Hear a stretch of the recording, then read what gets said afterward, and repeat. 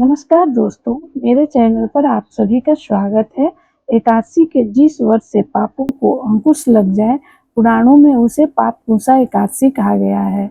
अश्विनी मास के शुक्ल पक्ष की एकादशी को पापपूसा एकादशी का व्रत रखा जाता है। अन्य एकादशियों की तरह ये एकादशी भी भगवान विष्णु को समर्पित है।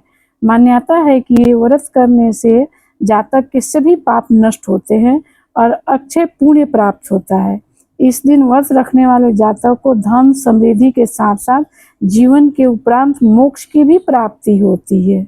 इस दिन भगवान विष्णु और लक्ष्मी की पूजा अर्चना करने का विधान है। साथ ही व्रत भी किया जाता है। इस दिन व्रत कथा का पाठ जरूर करना चाहिए। इससे साधक व्रत का पूर्ण फल प्राप्त होता है। धार्मिक मान्यता के अनुसार इस दिन विधि पूर्वक पूजा और व्रत करने से साधक को जीवन में सभी सुखों की प्राप्ति होती है, साथ ही दुखों से छुटकारा मिलता है। एकादशी के दिन श्री हरि की कृपा प्राप्त करने और व्रत का पूर्ण फल प्राप्त करने के लिए एकादशी का दिन पूजा के दौरान व्रत कथा का पाठ करें। ऐसा माना जाता है कि व्रत कथा का पाठ करने से सभी पापों से छुटकारा मिलता है, साथ ही भगवान विष्णु की कृपा प्राप्त होती है। तो आइए शुरू करते हैं पापपूसा एकादशी की व्रत कथा। पौराणिक कथा के अनुसार प्राचीन समय में विंध्य पर्वत पर एक बहेलिया रहता था। वह बहुत ही क्रूर और हिंसक था। उसने अपने पूरे जीवन में लूटपाट, हिंसा और गलत काम किए। जब बहेलिया का अंतिम समय आ गया तो यमराज ने अपने दूतों से बहेलिया को लाने के लिए कहा। यमदूत ने बहेलिया को बताया कि उसका कल धरती पर अंतिम दिन है। आखिरी समय नजदीक आने पर वह बहुत डरा हुआ था। उसने अपने बुरे कर्मों का अनुमान लगाया कि अंतिम सांस के बाद उसे बुरे कर्मों की सजा भुगतनी पड़ेगी। बहेलिया को परेशान देख अंगिर ऋषि को उस पर दया आ गई। उसने अंगिर ऋषि को कहा कि बहेलिया होने की वजह से मैंने अपने जीवन के दौरान कई पशु पक्षियों को मारना पड़ा है। इसी वजह से मेरा द्वारा बहुत पाप हुए हैं। ऐसे में मुझे नरक में जाना पड़ेगा। अंगिर ऋषि, आप मुझे ऐसा कोई उपाय बताइए जिससे मुझे सभी पापों से मुक्ति मिल जाए। अंगिर ऋषि ने अश्विनी माह के शुक्ल पक्ष की पापपूसा एकादशी व्रत करने की सलाह दी। इसके बाद उसने विधि पूर्वक एकादशी व्रत किया।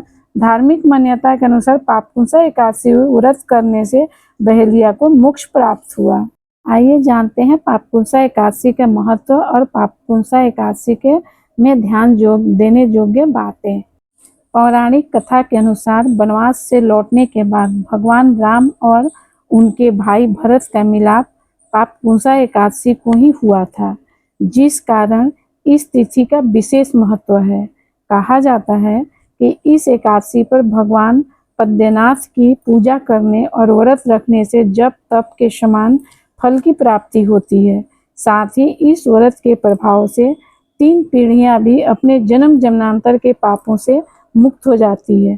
शास्त्रों में वर्णन मिलता है कि पापपूसा एकादशी का व्रत रखने से चंद्रमा के अशुभ प्रभाव भी समाप्त होते हैं और व्रती को सुख सौभाग्य की प्राप्ति होती है।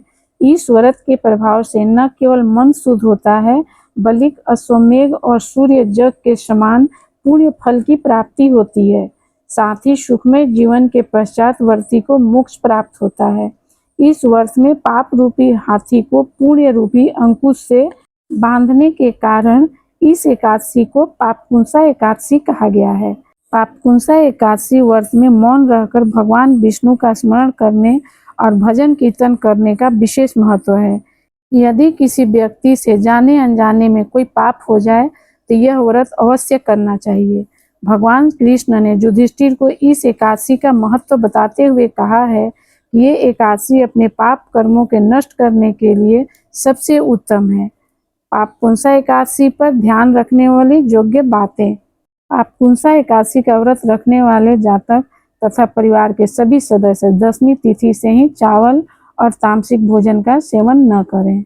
10वीं तिथि पर 7 प्रकार के अनाज गेहूं, उड़द, मूंग, चना, जौ, चावल और मसूर की दाल खाना वर्जित माना जाता है, क्योंकि एकादशी के दिन इन 7 अनाजों की पूजा की जाती है। पापकुंसा एकादशी पर पूरे दिन ईश्वर का भजन और स्मरण करने का विधान है। व्रत रखने वाले जातक इस दिन क्रोध, अहंकार, झूठ आदि से बचें।